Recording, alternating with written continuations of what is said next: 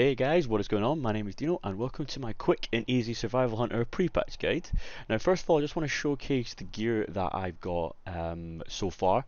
I also did get rank 1 Survival Hunter in the world for Sawmill Plateau this reset. I think I have now moved down to rank world 5 now as it has been a week and guilds have been obviously clearing it super fast. We've also killed Jaden every week and I've still actually not got any Thoradal, I've still got Golden Bow. Been pretty unlucky with that so far. But let's begin with the guide. Where we're going to start with is the stat priority. So for survival hunters, you want to start off by getting 8% hit. That is the hit percentage that you need to get for hit cap, which is 127 hit rating. The reason we go for 127 is to get the 8.05, and that's because your pet also gets your hit rating now too, and your pet actually gets it by full percentage. So you do need to have 8% or over 8%. If you had 7.99%, your pet would only get 7% hit. So that is why we need to get over that 8% hit mark. The next priority is going to be you want to get just stack agility everywhere. That is kind of the gems you're going for, enchants, stuff like that. You just want agility. After that, you want to go for attack power, and then you want to get some critical strike rating. Following that, the last two stats are armor penetration and haste. Now these two stats are your least favorite stat, but armor penetration does affect 3 of your abilities, which will be auto shot, steady shot and multi-shot, whereas haste will only really affect your steady shot, cast time and load GCD slightly alongside your auto shots. So typically you want armor penetration before haste, so haste is technically your worst stat as we get it from external sources, i.e. from like haste pot, rapid fire, bloodlust, stuff like that. Next we're going to move on to talents. So this is going to be pretty much a cookie cutter talent build here. Let me just move this just now. So pretty much you're just going to go for these talents. You're going to take improved tracking. You can track any one of these and you'll get the 5% bonus. So I have mine permanently set to just tracking giants.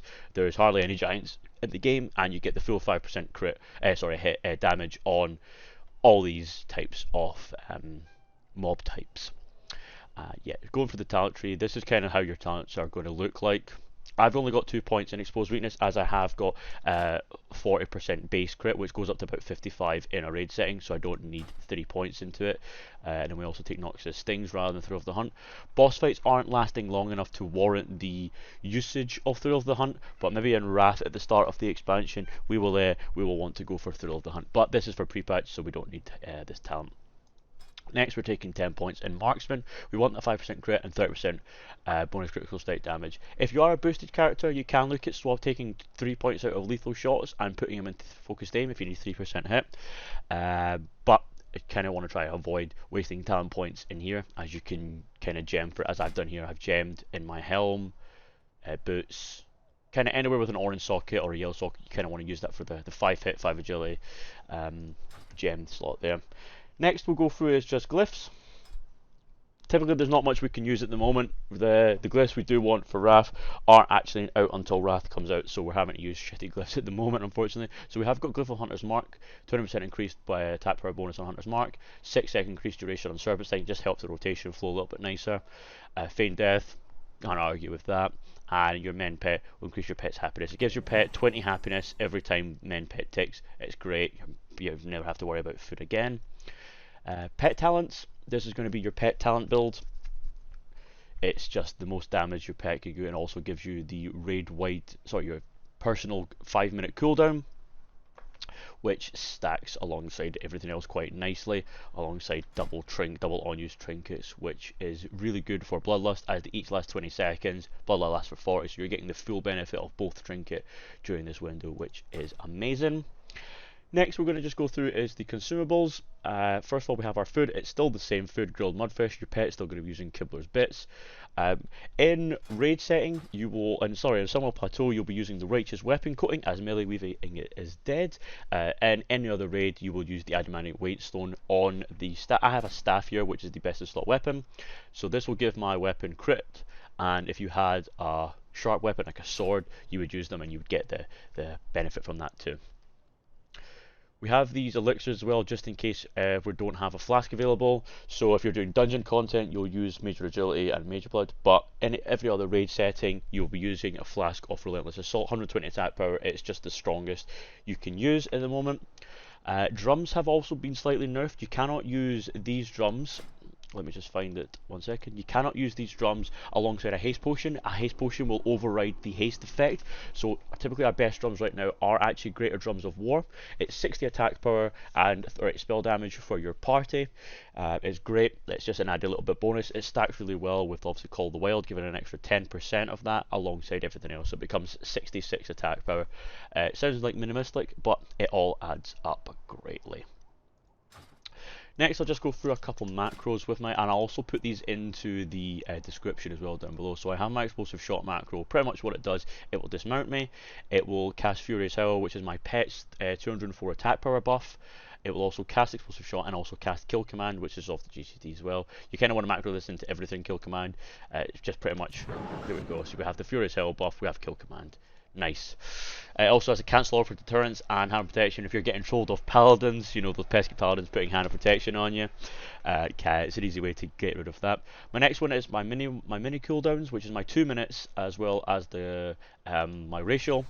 So it uses both trinkets and Blood and Fury. You can only use one trinket at a time, so if I pop it here, this other trinket goes on a 20-second cooldown, but once it's off cooldown in 15 seconds time, we can then use the second trinket alongside it, just using the same button.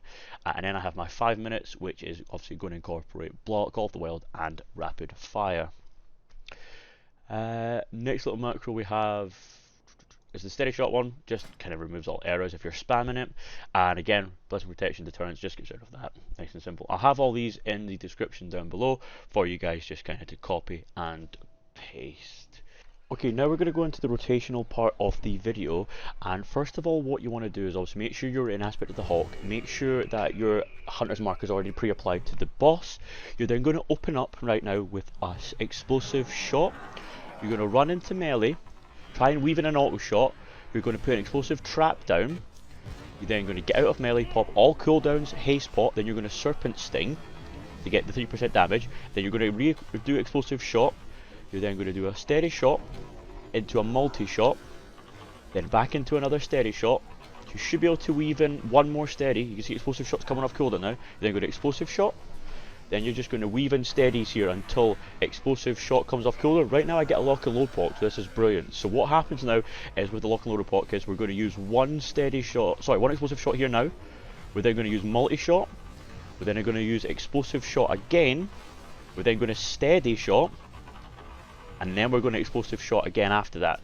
At this point though, I think I get rooted here for 10 seconds. I see explosive trap and black arrow back off cooldown. I use black arrow because I know I'm going to lose about 8 seconds if I have to wait for it. So it's better to at least get one black arrow in here. Next, we're just going to continue with the rotation of making sure explosive shot is on cooldown alongside multi shots on cooldown, and then you're weaving in auto shots and steady shots, and that is pretty much your rotation. Perfect. So that's pretty much just a short and sweet guide for pre-patch. There's nothing too extravagant. There's no real insane tips or tricks that can really be offered for pre-patch. Come Wrath of the Lich King, when we get a little bit more in depth with glyphs, 10 more talent points, we can then start getting a little bit more juicy, a little bit more spicy with some little talent builds and such. But yeah, that has been my quick survival hunter guide for pre-patch. Hope you all enjoyed. Please subscribe, like and comment. I am going to move away from some retail videos. I'm trying to do more Wrath of the Lich King classic videos. So thanks guys, and enjoy.